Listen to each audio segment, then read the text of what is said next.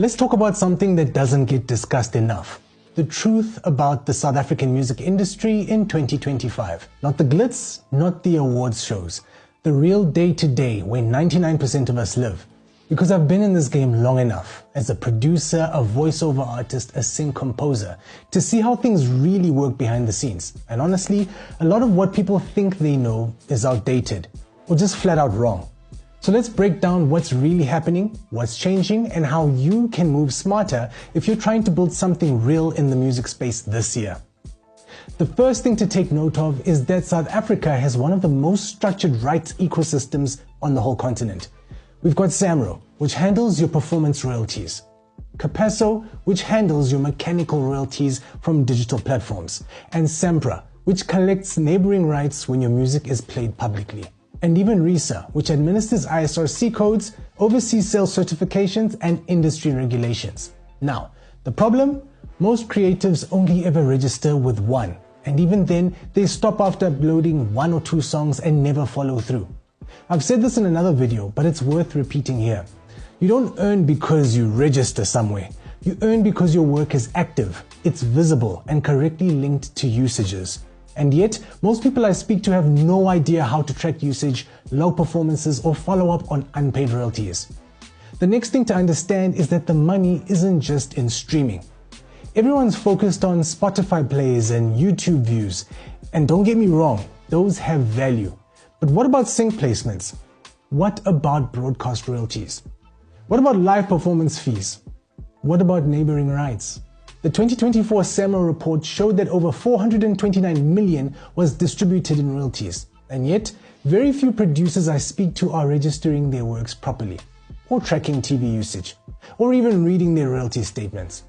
That's why I've been creating all these SAMRO-focused videos, because this information isn't gate-kept anymore. It's just ignored, flat out ignored. Another hard truth, talent is not the problem. South Africa is one of the most creative countries in the world. Just look at how Amapiano has exploded globally.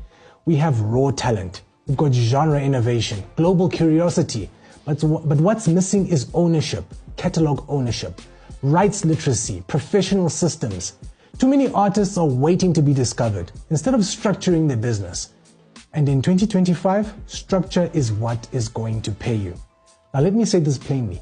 If you're not building a royalty ecosystem around your music, you're leaving a lot of money on the table. You don't have to blow up to get paid, I promise you. I've seen royalties from 15-second background uses on SABC shows.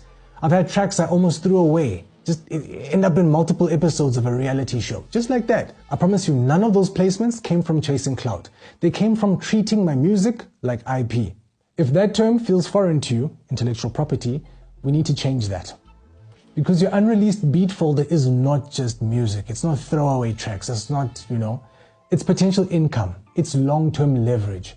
It's a licensing opportunity waiting for the right metadata. The next thing to take note of is how creators are diversifying in 2025. Being just a beat maker or just a vocalist doesn't cut it anymore. I do voiceover work. I produce for sync. I write scripts. I even shoot my own educational content like this, because that's part of the creative business now. And here's the best part. The more you diversify within your skill set, the more authority you build. People see you as a source, not just a service. And that opens doors for you, I promise you. So what should you actually do next if you're serious about music in South Africa? Number 1, register with SAMRO, Capasso, and SAMPRA. Don't just sign up, submit your works, log your gigs, track your metadata. Number 2, learn to read your royalty statements. I've got a video on that as well. I even pull up one of my own statements and break it down line by line. Number 3, start building catalogs, not just singles. Whether it's beats, songs, or cues. Quantity and quality both matter in the sync world. Number 4, understand your publishing splits. Even if you're not signed, understand how publishers work. I've got a full breakdown of that coming up soon.